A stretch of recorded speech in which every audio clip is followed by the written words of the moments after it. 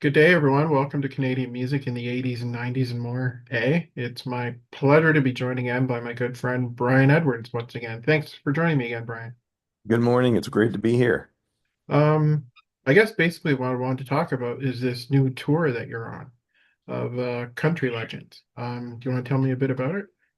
We actually start tomorrow in Lethbridge, Alberta. We're in Calgary today, and it's called the Megastars of Country, Hmm. and it's a musical tribute to Alan Jackson, George Strait, and Brooks and Dunn.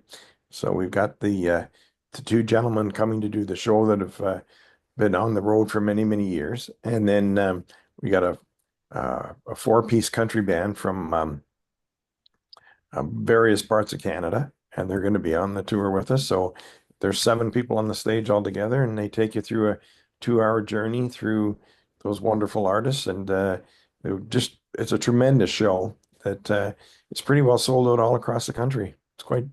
People are really looking forward to it. And you are going right across the country, like east right to west, or We west to east, whatever way. we finish up in St. John's, Newfoundland on April the 11th. So we just about ready to start, and we're going to rehearsal today and then right into two shows tomorrow in one day. And then Red Deer and Edmonton, across Regina and Saskatoon, Swift Current, Winnipeg, right through to Ontario, and then right through to the East Coast from Sydney to Summerside to Halifax, Fredericton, Riverview, St. John's. We're all over the place. Is this a new show for you to do, or have you been doing this for a bit? This is the first tour I've been on with it. Darren Walters um, has Walters music venue up in Bright, Ontario, just outside of Kitchener, and they produce about 75 to 80 different performances every summer. And this particular group was there this past summer, and they did 2 weeks there and sold out every show they did and had a tremendous waiting list. So when I went down to see the show, Darren and I talked about taking it on the road, and so here we are. So who are the guys that play who, or does everybody do everything? Like, is there a specific person that does the George Strait or the Al Jackson or Now I have the first gentleman, Doug Bruin, um he comes out and does Alan Jackson, and then Larry goes in and does George Strait, and the two of them come back out and do the Brooks and Dunn okay. segment together. So it works out really well. And how long have they been doing this kind of stuff? Like, have they been Many, doing many those? years. The Yeah. two of them are in the various legend shows. One of them is based out of Branson, Missouri, and one of them is out of Mhm. Myrtle Beach. And they do various artists. But the two of them been touring in various forms for probably 40, 45 years, maybe 50 years. So they've certainly been around and they do a tremendous job. I mean, I've never seen anybody um, do those particular artists any better than them.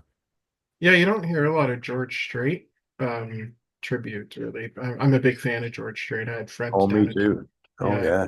I've seen George three times now, and um, it never ceases to amaze me. What amazes me is that, I mean, George is 70, what is he, 74, 75 years old, maybe 76, and he's still doing these huge stadiums where they're getting 25, 30, and 40,000, and sometimes in Texas over 100,000 people to see him.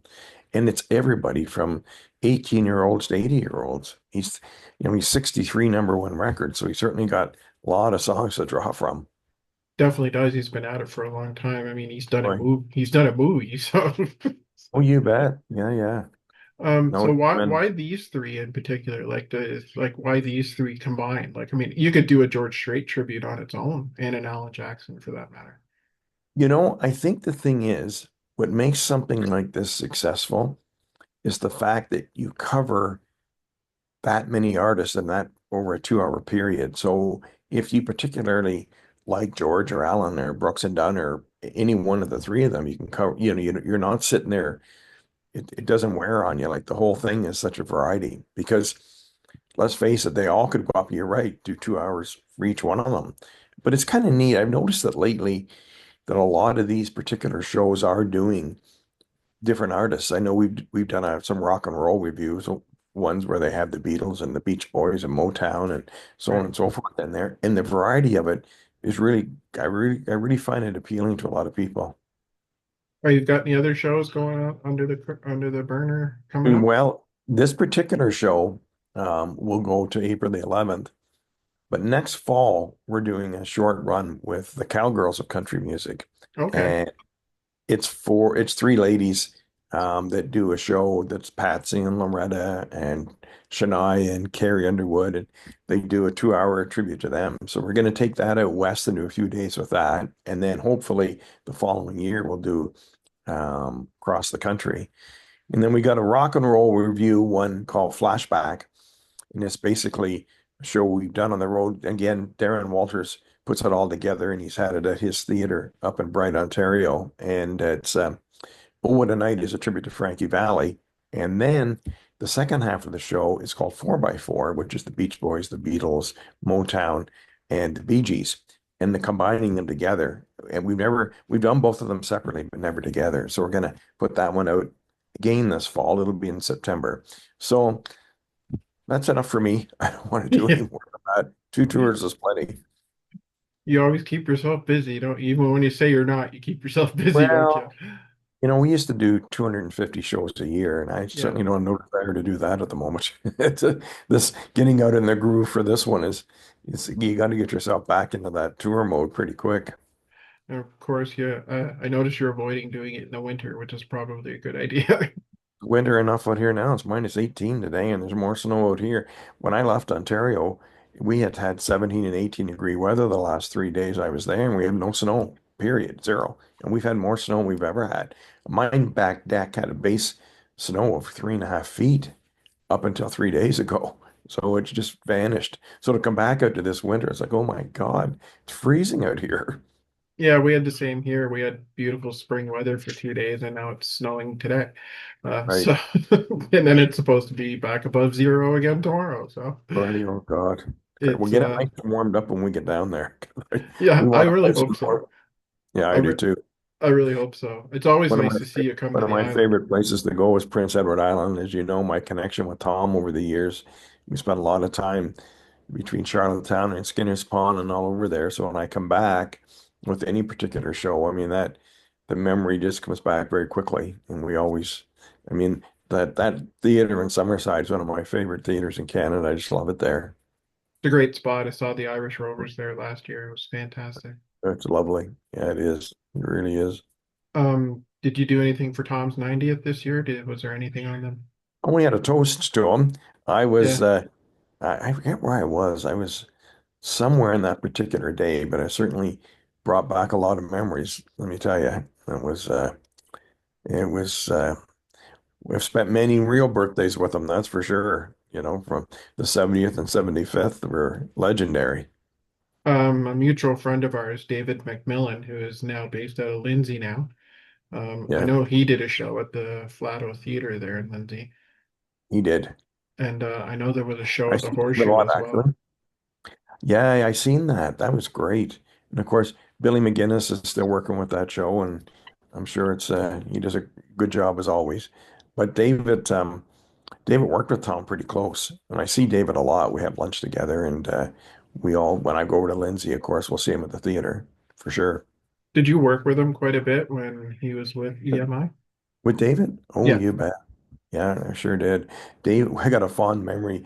David came to Parliament Hill with us when Tom received the Governor General's Award there. Mhm. And we all got a chance to go around and go all through the different spots where the Governor General's residence was. And so David was right there for all of that. It was great. We had a lot of fun with him.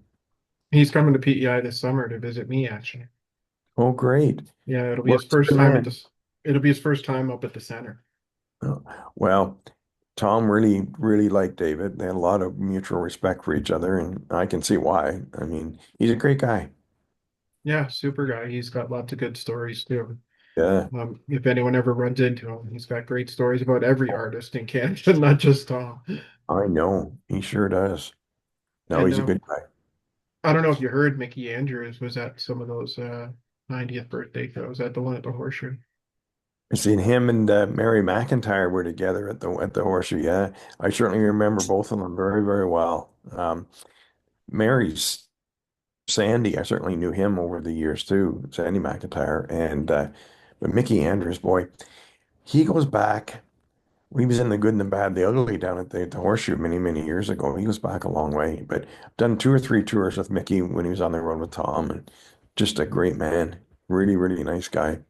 And to have him in the Horseshoe is just Oh like boy. sitting in the crowd at the Horseshoe Tavern show is just incredible.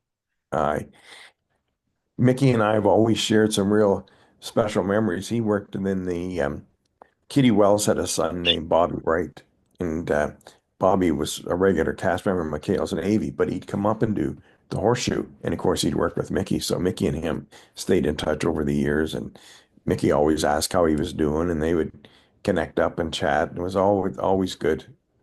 He would have played with all the acts that came into the Horseshoe at one point, didn't That he? he did. Well, in the day, that Horseshoe was the going concern. Everybody worked it. Anybody that I ever worked with in this industry, they have fond memories of the Horseshoe for sure. There's no doubt about it. I was in Ontario last April for the show that they did there, and I did get to speak with Mickey and Mary for a little while. And Oh, good. he's such a fantastic man.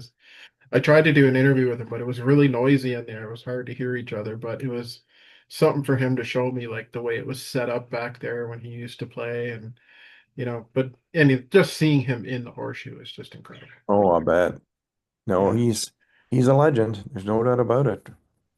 Anyway, yeah, yeah, glad we got to update you on this tour that you're doing. I'm really looking forward to seeing it when it comes here to Prince Edward Island.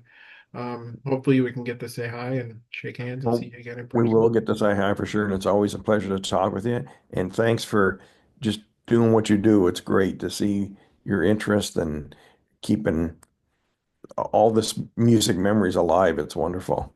Well, that's what this is all about. So, That's cool. and I don't plan on stopping anytime soon. So, Very good. We'll look forward to seeing you in a couple of weeks all and right. get the weather warmed up for us. We'll look forward to it. Thanks a lot, Brian. Take care of yourself. Bye. Bye-bye.